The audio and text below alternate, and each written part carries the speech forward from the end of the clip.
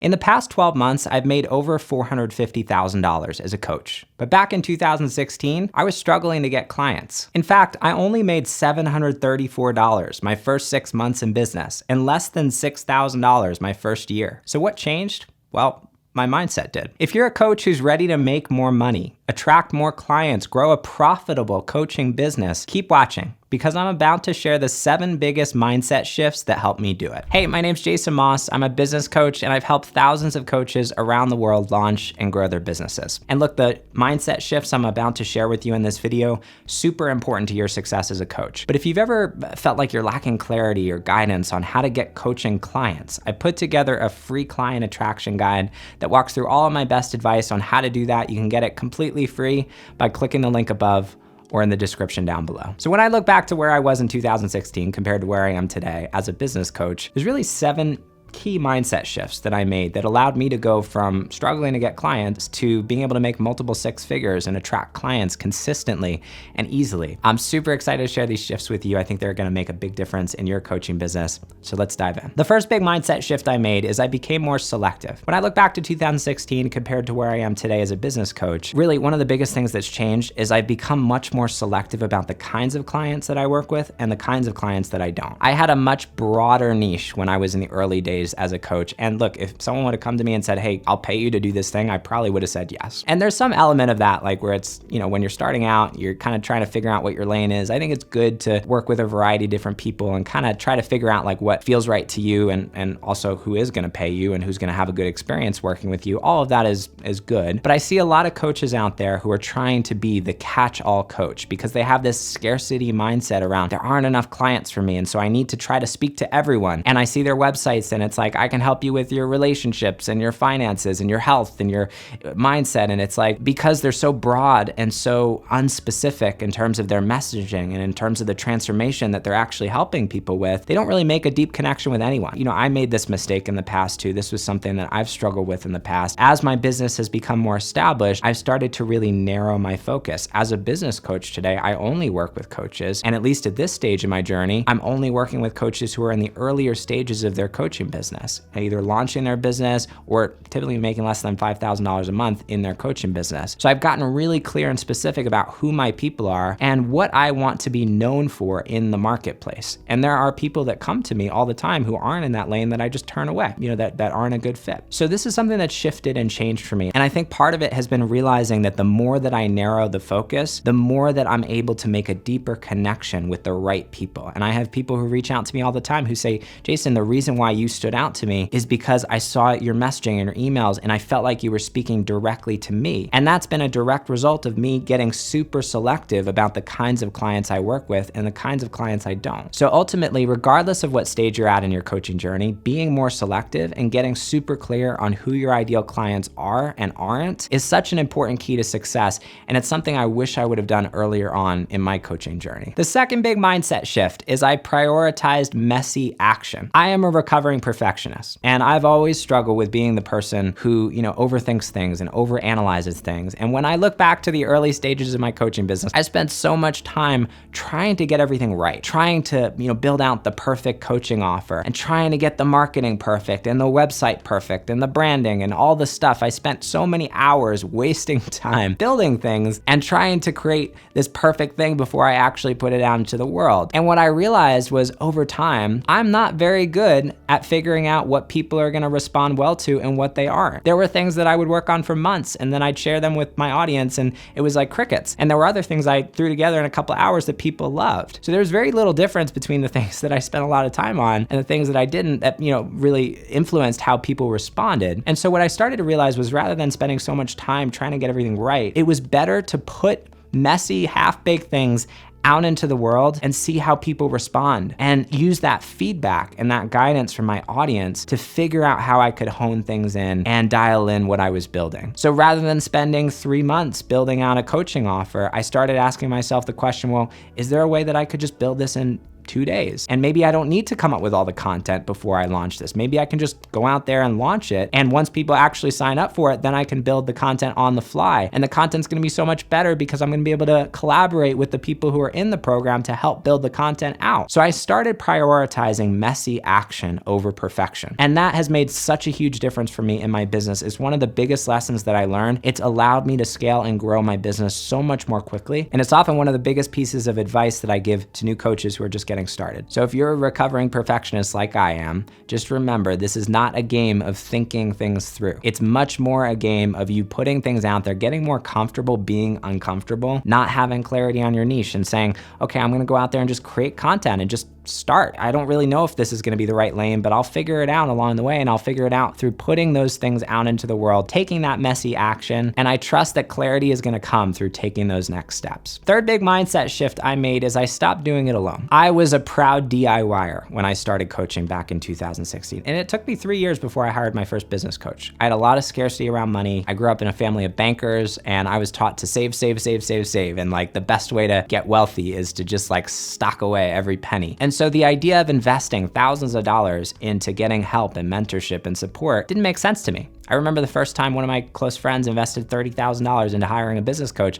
I thought he was crazy. He's now running a multi-million-dollar coaching business today. That's a side note. But the truth was, I really had this mindset of like, you know, if I can do it myself, I'm gonna do it myself. I don't need somebody to tell me the way. I feel like I'm smart, I'm capable, I can figure things out on my own. I did the research, I watched all the free YouTube videos I could find, and yet I was kind of inching along and working really hard and not really making much progress. Now, 3 years into my coaching business, I ended up hiring my first business coach, $2,700. It was the best investment I've ever made in my life. I made, over the next few years, over $100,000 from applying directly what I learned inside that program. And I tell people who are thinking about investing in business coaching today that the truth is you're paying for it either way. You're gonna pay for it if you do it on your own through the time wasted and the mistakes that you're gonna make and the thousands of dollars that you're gonna miss out on through the clients that didn't hire you because you're just kind of stumbling through the journey. Or you can get on the fast track and you can recognize that, the best way to get to where you want to be is to just bring mentors and people around you who have already created the business that you want so you can model from them. And this is something that really shifted for me, and I've done a lot of work on myself. It was not an easy journey. And sometimes, I still have scarcity and things kind of flare up for me, but I've invested over $50,000 the last couple of years into hiring mentors and coaches. And there's no way I would have been able to build the business that I have today without their support and help.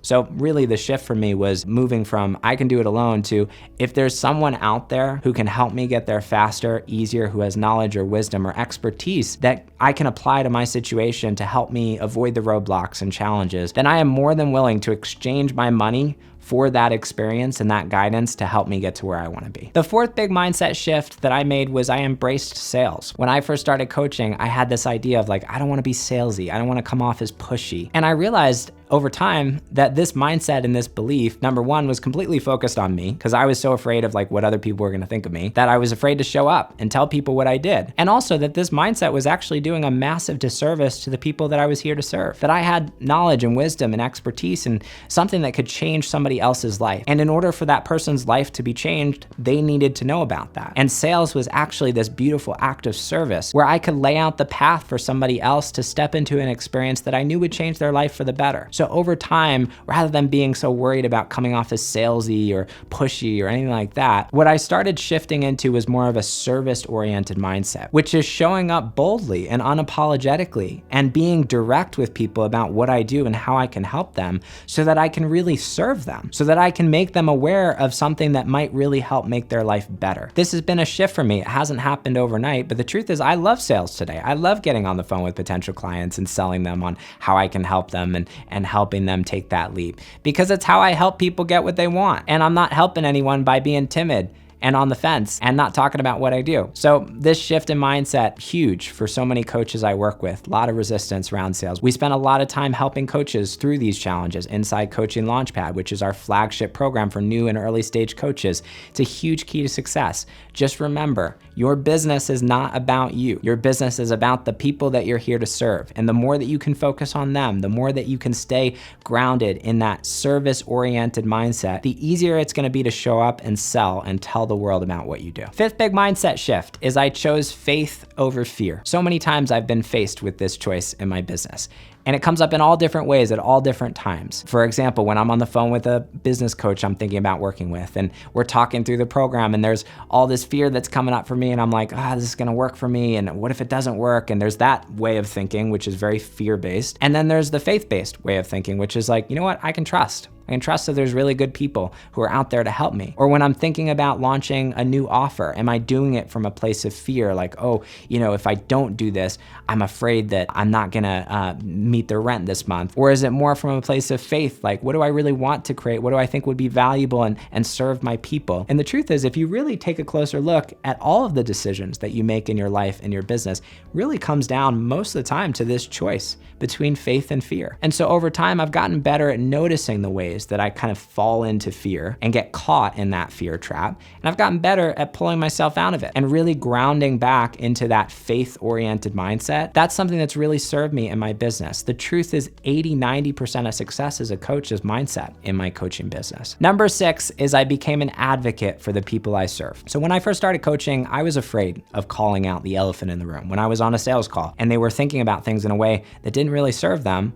or stuck in a pattern of thinking that was keeping them in a situation they no longer wanted to be in, I was afraid of calling those things out because I felt like, if I call those things out, it might scare them away. And the truth is, I was more concerned about losing the client than I was about really delivering my most powerful coaching and truly helping them change their life. As my business has grown, I've become much more direct with people. And I've realized that my number one job is to be an advocate for what people really want. And sometimes that means calling people out. If I notice, for example, a way that they're thinking about money, like I get on the phone with so many people that are just like, I don't have the money. When I'm like, of course you don't have the money.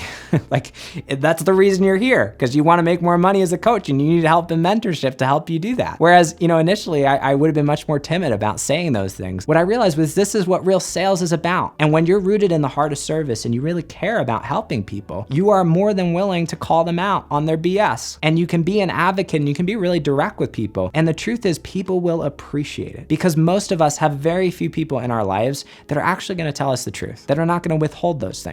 So don't be afraid of calling out those things. Don't be afraid of being a direct advocate for your people, which, sometimes everybody talks about like, I don't want to be pushy or salesy. Sometimes being direct with people and calling them out is the best way that you can serve them. So this is a real mindset shift that changed for me. This is something that's really helped in terms of my ability to not just sign clients, but also to really help people change their lives. I became more of an advocate for the people that I'm here to serve. And rather than worrying so much about scaring people away, I asked myself, what is the truth here? And how can I call that out and be as direct and honest as possible with people so that they can get what they want? And number 7 is I trusted my ability to deliver. I hear from so many new coaches who are struggling with imposter syndrome, with self-doubt, with that question of, am I qualified enough to coach other people? And if you've ever asked yourself that question, just know that you're not alone. I hear it all the time from coaches almost every day. And it's normal to have those thoughts and those things that come up, especially in the earlier stages of your coaching journey. As I've grown over time, the thing that's really shifted for me is, number 1, I've started to trust more in my ability to really deliver for people, and also to figure things out if there are challenges or problems, or if somebody's not happy with something,